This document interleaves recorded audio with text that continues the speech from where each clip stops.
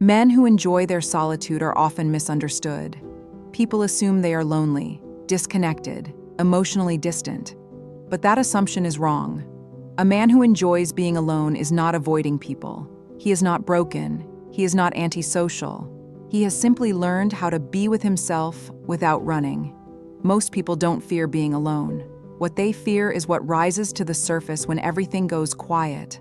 Silence removes distractions, and when distractions disappear, the mind starts telling the truth. That's why so many people fill their lives with noise. Scrolling, messages, background music, constant plans. Not because they are fulfilled, but because they are afraid of what they might feel when there is nothing to hide behind. A man who enjoys solitude has already crossed that threshold. He has felt boredom. He has felt restlessness. He has felt the uncomfortable moments where the mind starts looking for exits. And instead of escaping, he stayed. That is where the power begins. Because solitude does not become peaceful on day one. At first, it feels like emptiness. Then it feels like discomfort. Then it feels like clarity. And eventually, it feels like freedom. This is what people don't understand. A man who can sit in silence without needing to be rescued cannot be controlled by emotional pressure. He cannot be manipulated by loneliness. He cannot be rushed into decisions just to feel chosen. He cannot be bribed with attention or punished with distance, because he is already complete in his own presence. That is why this kind of man is dangerous. Not dangerous in a violent way, dangerous in a way that removes leverage from others. Because most manipulation is simple. It works by creating a fear. Fear of being alone, fear of missing out, fear of losing someone, fear of not being enough. When a man no longer fears silence, those tools stop working. And that's when people start noticing. He doesn't chase, he doesn't beg, he doesn't over-explain. He doesn't stay in disrespectful environments just to avoid emptiness. He leaves quietly. And some people cannot handle that, because chaos needs participation, drama needs reaction, and emotional dependency needs someone who is afraid to walk away. Solitude teaches discernment. When you spend time alone, you start seeing patterns you used to ignore. You notice who speaks to you only when they need something. You notice who shows up when you're strong, but disappears when you're tired. You notice who respects your time and who treats you like a convenient option. You start recognizing the difference between connection and consumption. Some people don't connect with you. They consume you, your attention, your energy, your presence. And when you stop providing that endlessly, they call you cold. They call you distant. But the truth is simpler. You became selective. A man who enjoys solitude becomes selective because he has something to compare life to: peace. When you've experienced peace in your own company, you stop tolerating relationships that feel like turbulence.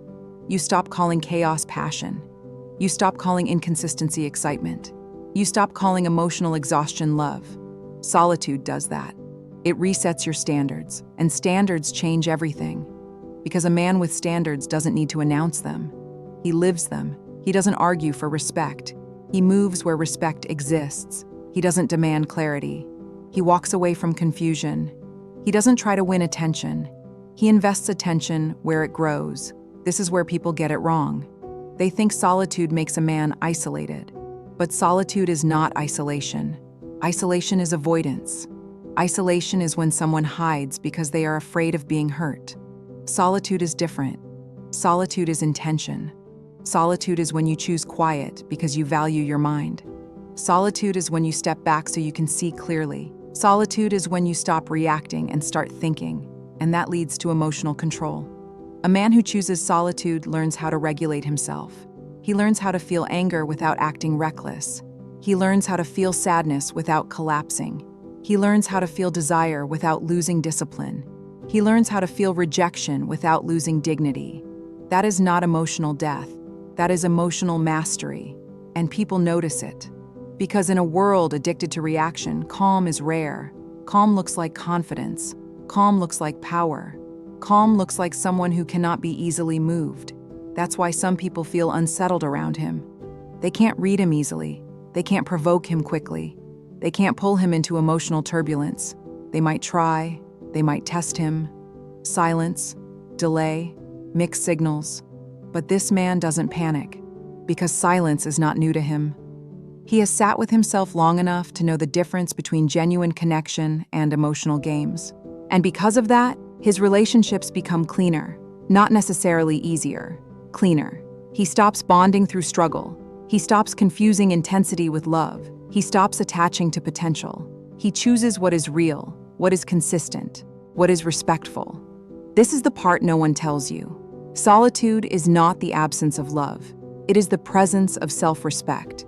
It is what happens when you stop abandoning yourself to keep someone else. It is what happens when you stop shrinking to fit into a relationship that never had room for you. It is what happens when you decide that peace is not negotiable. And once you decide that, you become dangerous to chaos, because chaos cannot recruit you anymore. Now, let's be honest. Enjoying solitude doesn't mean you never feel lonely. It means loneliness no longer controls you. It means you can feel it without letting it define you. You can acknowledge it without surrendering to it. And that's the difference between strength and performance. Many people perform confidence. They act unbothered, but they are secretly desperate.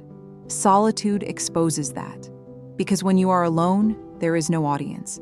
And if you can still stand strong when no one is watching, that is real. That is character.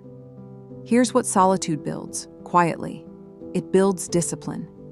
When you're alone, you realize that motivation is unreliable. No one is there to hype you up, so you either do what needs to be done or you don't. Solitude reveals your habits. It reveals your excuses. It reveals what you truly prioritize. And if you're honest, that can be uncomfortable. But it is also how you grow, because solitude forces truth. Truth about your choices, truth about your boundaries, truth about your standards, truth about your future. That's why it's powerful, and that's why it's dangerous. Because once a man starts living in truth, he stops negotiating with illusions. He stops accepting almost love. He stops accepting half-effort. He stops accepting disrespect disguised as humor. He stops letting people treat him like an option. And this is where something interesting happens. Some people will try to pull him back. They will call him distant. They will say he changed. They will say he's too serious. But what they really mean is simple. He became harder to access. Not because he's arrogant, because he's careful, because he learned that his attention is expensive and his peace is priceless. So if you're the kind of man who enjoys his solitude, understand this. You're not broken. You're not missing something. You're building something. You're building a mind that can't be easily polluted. You're building standards that can't be easily negotiated. You're building calm that can't be easily stolen. And yes, that makes you dangerous. In a good way. Dangerous to manipulation. Dangerous to emotional dependency. Dangerous to chaos that needs your reaction to survive. Because you're not looking for someone to complete you. You're looking for someone who can meet you without disrupting your peace. And when you find that, you won't chase it. You'll recognize it. Because solitude taught you how. So here's the real truth. Men who enjoy their solitude are not lonely. They are selective. They are disciplined. They are clear. And they are dangerous to anything that tries to control them through fear. They don't beg. They don't chase. They don't rush. They choose. And that is the quiet power most people never develop.